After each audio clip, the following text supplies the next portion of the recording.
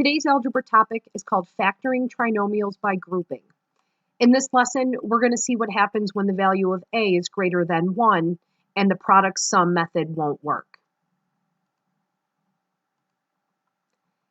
Here's the note packet. This is actually a 2-day lesson, so we'll do half the problems today and half the problems tomorrow.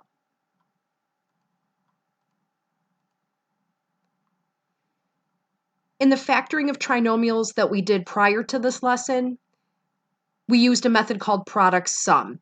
So we looked at the value of c, and we looked for factors that would create c, but then add up to b. That method won't work, so we're going to switch to what's called factoring by grouping. Factoring by grouping is an effective method when the value of a is not 1. So here's our standard form of a trinomial.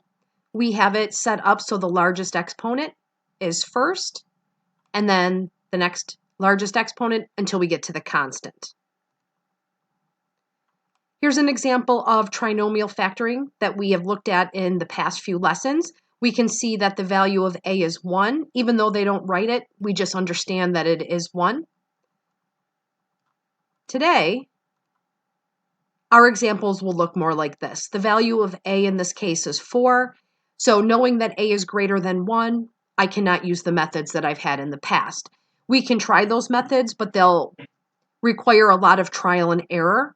So we have a better method that will prevent you from doing all the trial and error and getting frustrated. We're going to walk through the procedure and this example at the same time. So you can see that my value of a is 6, so normal product sum method won't work. So our first step is to create what's called the master product. We're going to multiply the a term and the c term together. We are going to include x squared in this process. So I'm going to multiply 6x squared and -4, and that produces -24x squared. The next step is to list the factors that would create -24x squared. Now we're going to choose the pair that will add up to the middle term b, and in this case it's -5x. When we separate into factors, we do include x. So we want to separate x squared into an x times x factor. So a list of factors that would create -24x squared, but also add up to -5, tells me that there's one positive and one negative. So I'm going to start listing them. I have factors of 1x and -24x, 2x and -12x, 3x and -8x, and 4x and -6x. This is just like the last procedure. We'll want to pick the pair that will add up to -5x. And I think we can clearly see that it's 3x and -8x.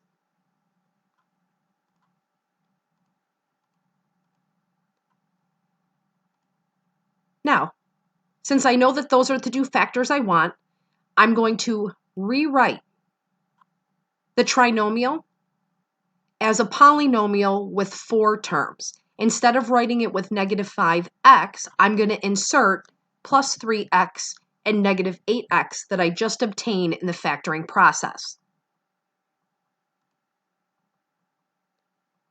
So the first term and the last term remain the same, but the middle term, -5x, will be now 2 terms, still producing or still summing to -5x. In step 4, what we're going to do is group the terms to form pairs. So we're going to look at the first 2 terms of the polynomial as a set and the last 2 terms. And in each of those cases, we're going to remove the GCF of that pair. So what I've done is I've added a dashed line to separate it. The first 2 terms are the first pair.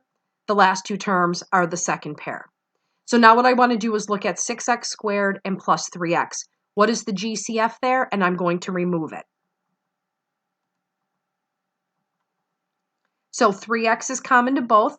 Don't forget, once you remove the GCF, we need to write down the term that's left over. So if I divide by 3x here and here, I'm left with 2x plus 1. I also want to remove the greatest common factor from negative 8x and negative 4. When I do this, it's hard to tell if my factor is positive 4 or negative 4. What you want to keep in mind is that the leftovers, 2x plus 1, need to be the same in both sets. So that tells me that I need to pull a negative 4 as a GCF so that I'm left with 2x plus 1. The final step is to look for the common factor. So for us, I've highlighted in red that 2x plus 1 was the common factor in both halves. We're going to rewrite that. The GCF in red, the common factor, is only going to be used once. The final binomial then is made up of the terms here in black, 3x and negative 4. So this is the correct set of binomials to factor the original trinomial.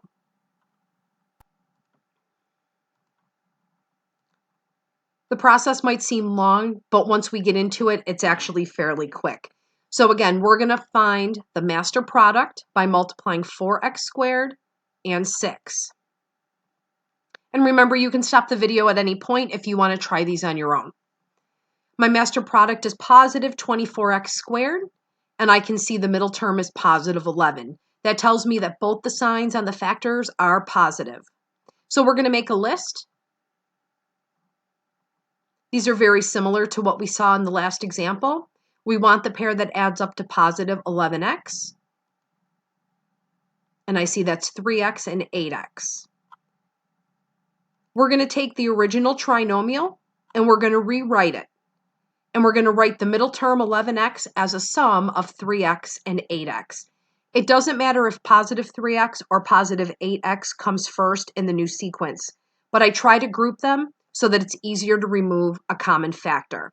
So I'm going to do 4x squared plus 8x, and then the 3x plus 6.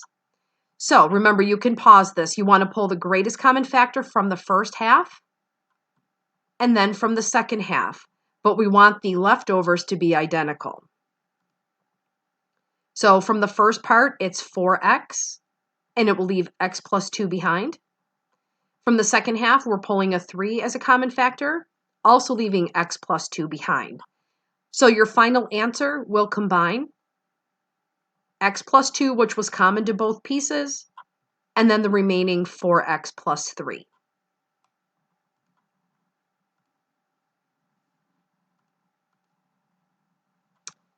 In example 3, the value of a is getting a little bit larger, and the value of c is also double digits. So that means my master product is triple digits. It's larger, and I will have more factors.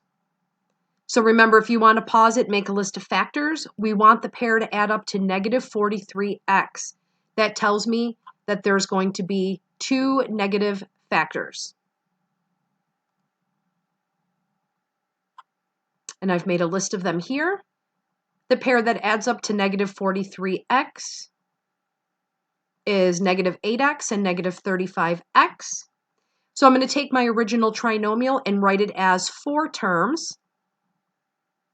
So negative 43x will be written as a sum. I'm going to leave negative 8x as the first term and negative 35x as the second term. You can rearrange them. It doesn't matter. They'll typically have a GCF.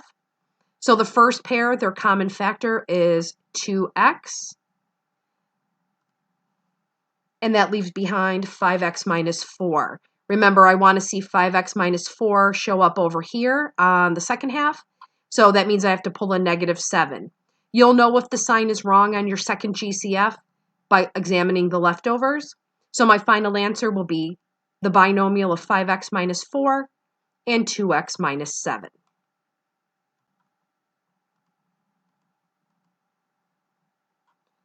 Our final example for today, we're going to start with our master product. And it's very large, so I'm going to have a lot of factors. I'll also look at the middle term, positive 82x. I know that I have one positive and one negative term, but the larger number is your positive. So here's my list of factors.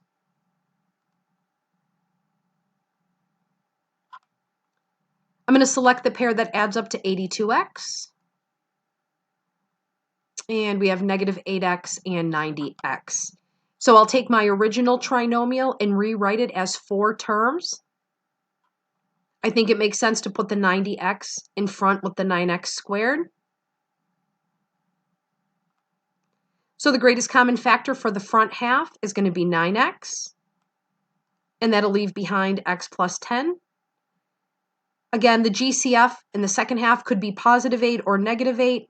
By pulling a negative 8, it leaves the same leftover pair, x plus 10. And my final answer is x plus 10 times the quantity 9x minus 8. This takes a little bit of practice to get used to, but it will avoid a lot of struggle with trial and error. Tonight's homework is number 97. You'll know it's the correct one with example number 1 starts with 4n squared plus 16n plus 15. Make sure you show all your work. And as you go through this assignment, if you have any trouble, please either call me at home, send me a text, or shoot me an email. Have a great day.